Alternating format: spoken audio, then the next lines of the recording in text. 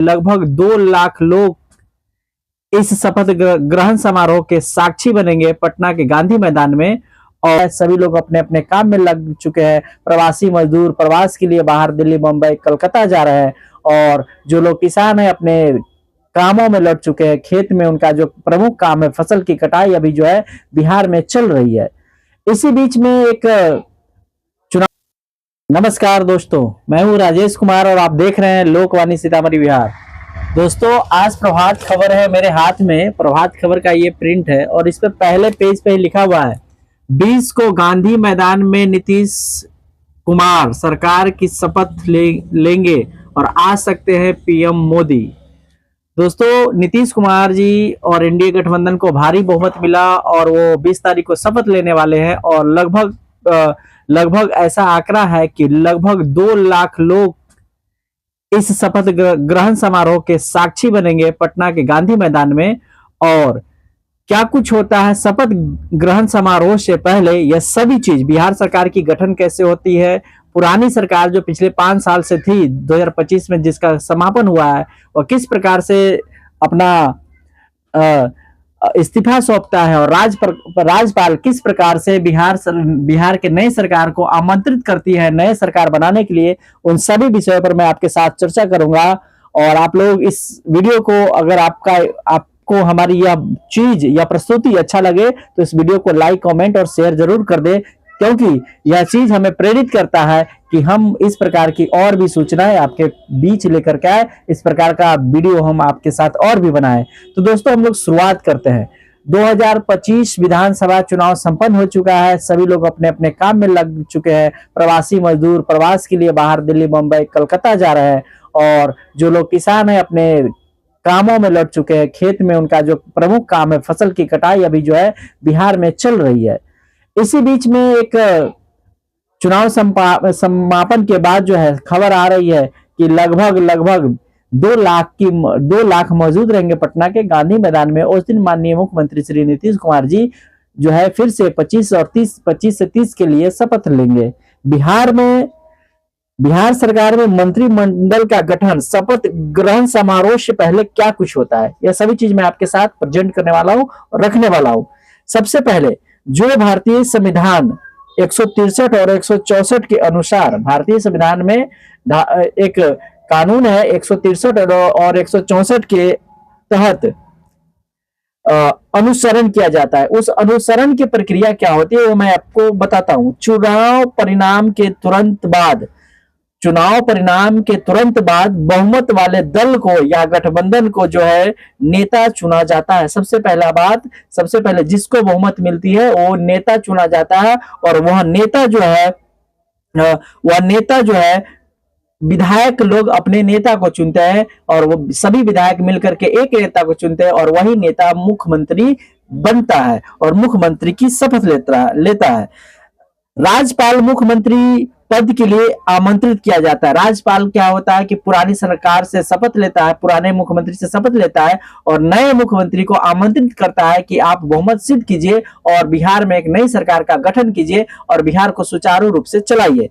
उसके बाद राज्यपाल की तरफ से कहा जाता है कि आपको हर हाल में बहुमत साबित करना होगा। चुनाव जीत लेने से कुछ नहीं होता है, आपको बहुमत साबित करना होगा, क्योंकि कई बार होता है कि मुख्यमंत्री की चेहरा को लेकर के गठबंधन में आपस में खींचातानी होती है और कई बार तनाव हो जाता है, जिसके कारण चुनाव जीतने के बाद भी बहुमत नहीं सिद्ध कर पाते हैं राज्यपाल के पास। तो उस समय सरकार जो है कभी कभी सरकार बनने में विलंब भी हो जाता है। तो इसलिए राज्यपाल के पास जो है नेता चुने जाते हैं नई सरकार को गठन करने के लिए, उन्हें बहुमत साबित करना पड़ता है। उसके बाद मुख्यमंत्री बनने के लिए नेता के द्वारा मंत्रियों का नाम तय किया जाता है। जी हाँ, मंत्रियों का नाम भी तय किया जाता है कि कौन कौन से हमारे मंत्री होंगे। इसमें होता क्या है, सबसे पहले मंत्री की सूची बनाई जाती है और सूची बना करके उनकी खास बात यह होती है कि उन मंत्रियों को सूची राज्यपाल को सौंपा जाता है। कौन सी पार्टी से कितने मंत्री बनेंगे इसका जो है आंकड़ा तैयार किया जाता है और इन आंकड़ों में किन किन बातों का ध्यान रखा जाता है, इन सभी चीजों को मैं बताने का प्रयास करता हूं। सबसे पहला होता है क्षेत्रीय संतुलन। क्षेत्रीय संतुलन, कौन से जिले से कितने विधायक जीत करके आए हैं और कितना वोट उनको प्राप्त हुआ है, तो वह चीज देखा जाता है कि किस क्षेत्र से कितने विधायक जीत के आए हैं। अगर मान लीजिए आपके विधानसभा क्षेत्र से 10 विधायक जीत के आए हैं और 10 के 10 विधायक जीत कर आए, तो उस विधानसभा क्षेत्र से कम 1 या 2 मंत्री होना जरूरी है, नहीं तो वोटों में बिखराव आ सकता है। उसके बाद देखा जाता है जातीय समीकरण और सामाजिक संतुलन। बिहार चुनाव बिना जाति के संभव ही नहीं है। दोस्तों मैं आपको बता दूं, बिहार में प्रत्येक पार्टी चुनाव से पहले जो टिकट का बंटवारा करती है वह जातिगत आंकड़ों को देखती है और जातिगत आंकड़ों को देखने के बाद संतुलन बैठाया जाता है कि किस जाति का वोट परसेंट कितना है, और जिस जाति का वोट परसेंट ज्यादा होता है या कम होता है उसी हिसाब से आपको टिकट दिया जाता है। तो सब दूसरा बात होता है कि जातीय संतुलन देखा जाता है और किस जाति का वोट बैंक कितना है उस हिसाब से मंत्रिमंडल में उस जाति के लोगों को स्थान दिया जाता है। इसमें स्वर्ण पिछड़ा, अति पिछड़ा, दलित, अल्पसंख्यक सबका ध्यान रखा जाता है ताकि सरकार बनने के बाद बिहार में मतभेद नहीं हो, किसी को यह नहीं लगे कि हमारे जाति का विधायक मंत्री नहीं बन पाया। उसके बाद एक मंत्रिमंडल में एक और चीज का ध्यान रखा जाता है, वह है अनुभव और योग्यता का। योग्यता पर तो बिहार में हमेशा से प्रश्न चिन्ह उठते रहा है। कई बार बिहार ने अयोग्य, कम पढ़े लिखे मुख्यमंत्री, उप मुख्यमंत्री को देखा, कई बार हमने अनपढ़ मुख्यमंत्री को भी देखा है और कई बार काफी ज्यादा इंटेलिजेंट पढ़े लिखे मुख्यमंत्री को भी हमने देखा है। तो बिहार में योग्यता और अनुभव के ऊपर विशेष ध्यान दिया जाता है। इसमें देखा जाता है कि वरिष्ठ लोग कौन है, जो ज्यादा पढ़े लिखे हो, जिनके पास अनुभव हो, काम करने का तरीका हो, जो ज्यादा उग्र नहीं हो, और उनका अनुभव अगर उनको हम मंत्री बनाते हैं तो हमारे सरकार को चलाने में जो है किस प्रकार से वो योगदान दे सकते हैं, इन सभी चीजों के ऊपर ध्यान दिया जाता है, तब जाके उन्हें मंत्रिमंडल में लिया जाता है।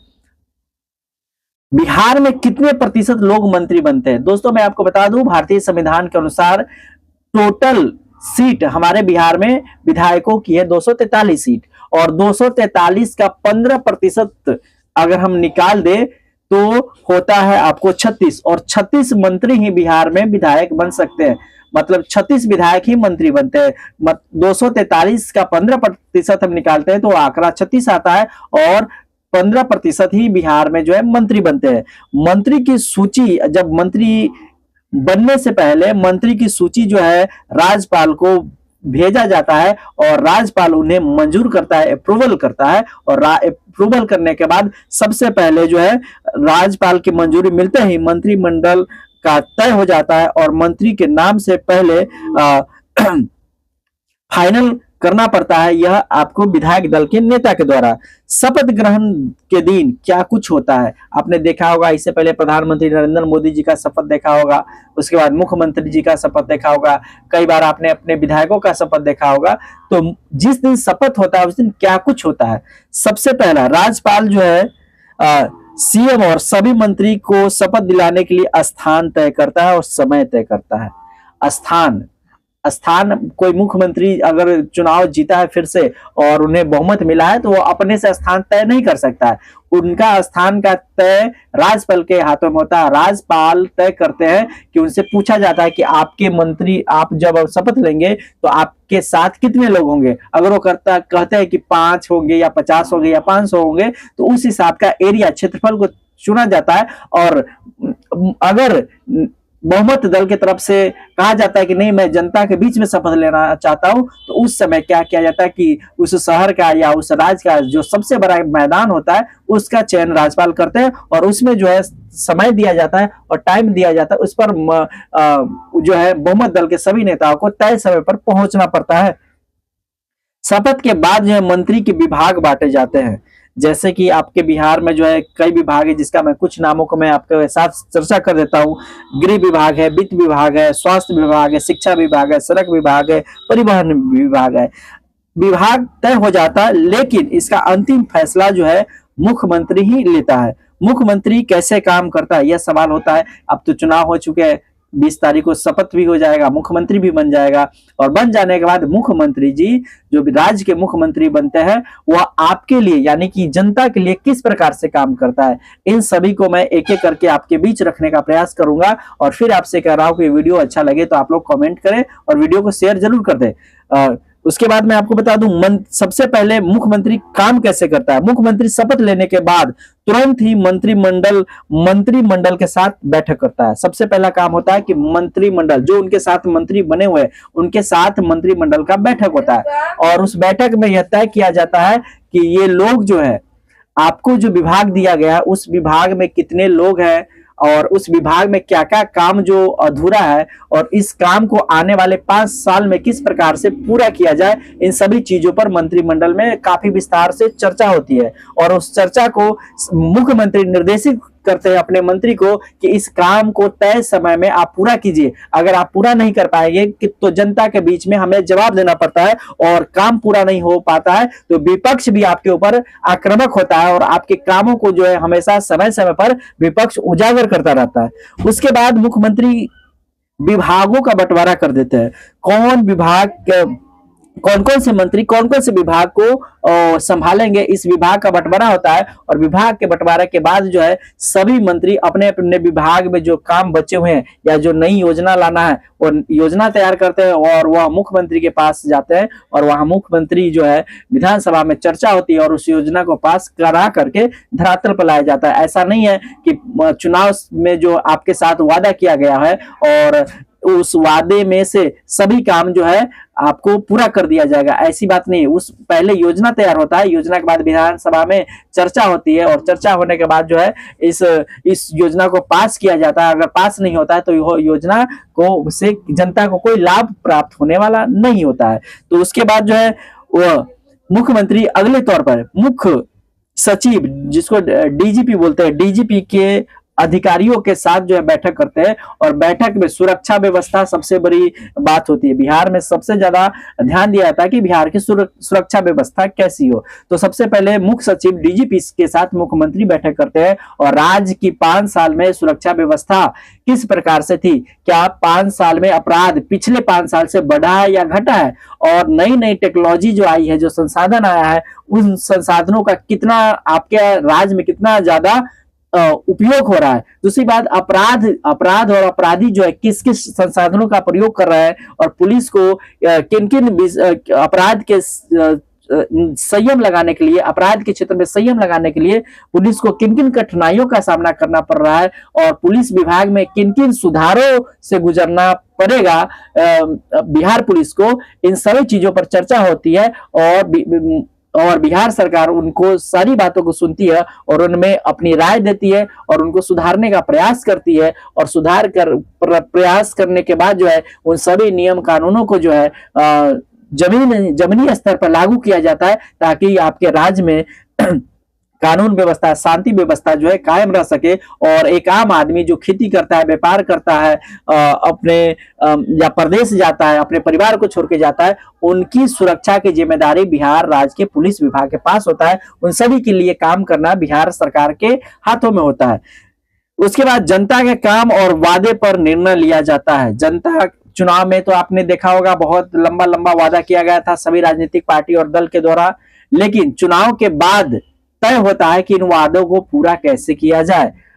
उन वादों को पूरा करने के लिए हमें किन किन प्रकार की कठिनाई होगी, किन किन प्रकार का समस्या होगा और उन समस्याओं को कैसे हम समाधान में बदलेंगे, इन सभी चीज पर चर्चा होती है और उन चर्चा करने के बाद एक विधेयक लाया जाता है। उसके बाद उनको विधानसभा में चर्चा होती है और चर्चा होने के बाद जब वह बिल पास हो जाता है तो जनता के लिए वह बिल काम करने लगता है। उसके बाद हम कर दे बिहार राज्य की सरकार के पास एक और भी काम होता है अपने राज्य के विकास करने के लिए, वह है केंद्र सरकार के साथ अपना समन्वय स्थापित करना।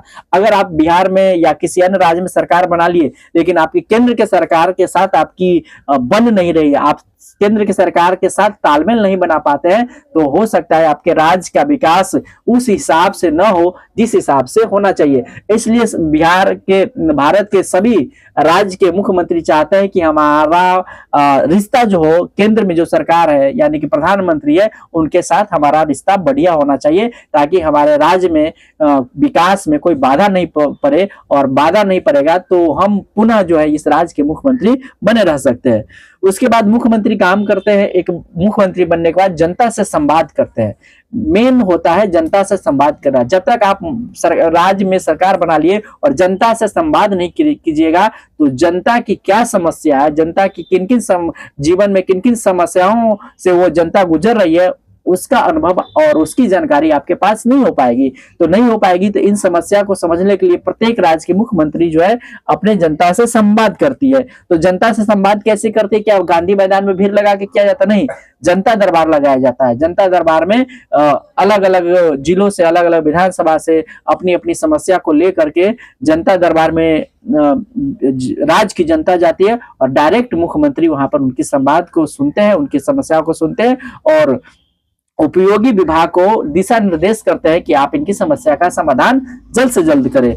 उसके बाद जन सुनवाई होती है। जन सुनवाई में क्या होता है? जन सुनवाई में होता है कि किसी का मुकदमा लंबे समय तक चल रहा है या किसी विवाद में वो फंसे हुए हैं, तो उनके डॉक्यूमेंट्स को देख करके तत्काल उन पर निष्कर्ष लिया जाता है और उनसे उन्हें वरी किया जाता है। उसके बाद जो है अब ऑनलाइन भी बहुत सारे प्लेटफॉर्म ऐसे आ गए कि जिससे आप बिहार सरकार और राज्य सरकार और केंद्र सरकार से डायरेक्टली जो है आप जुड़ सकते हैं और अपनी समस्या को उन्हें बता सकते हैं। इस प्रकार की तमाम जानकारी आपके साथ मैं लेकर के आता रहूंगा। इस प्रकार की जानकारी आपको कैसी लगती है? जब तक आप प्रतिक्रिया नहीं देंगे तब तक हमें पता नहीं चलेगा कि हमसे गलती क्या हो रही है, क्योंकि मैं भी एक इंसान हूं और इंसान के अंदर यह अवगुण होता है कि वह गलती करता है और गलती कर करके सुधार करने का मैं प्रयास करता हूं। आपके बीच में इस प्रकार की तमाम जानकारी लेकर के आता रहूंगा। इस वीडियो को आप लोग ज्यादा से ज्यादा शेयर कर दें ताकि ज्यादा से ज्यादा लोगों तक यह वीडियो पहुंच जाए। धन्यवाद। आपका दिन शुभ हो, आप स्वस्थ रहे, आप मस्त रहे, ऐसी मैं कामना करता हूं। टाटा, बाय बाय, जय हिंद, जय भारत।